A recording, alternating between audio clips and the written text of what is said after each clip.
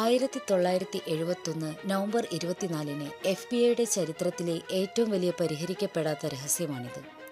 Dan Cooper ഒരു വിമാനത്തിൻ്റെ പുറകിൽ സവാരി ചെയ്യുകയായിരുന്നു. അയാൾ ഒരു കാര്യസ്ഥയെ വിളിച്ച് ബോംബ് അടങ്ങിയ ബ്രീഫ് കേസ് അവളെ കാണിച്ചു.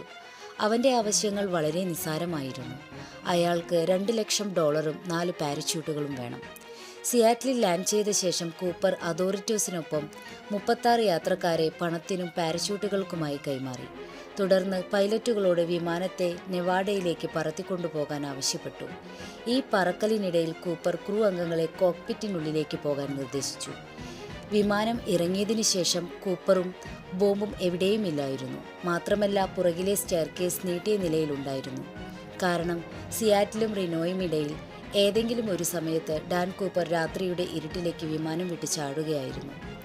അതിനുശേഷം ഇന്നേ വരെ ആരും അദ്ദേഹത്തെ കണ്ടിട്ടില്ല. അദ്ദേഹം ആ ഇരുട്ടിൽ അപ്രത്യക്ഷമായി.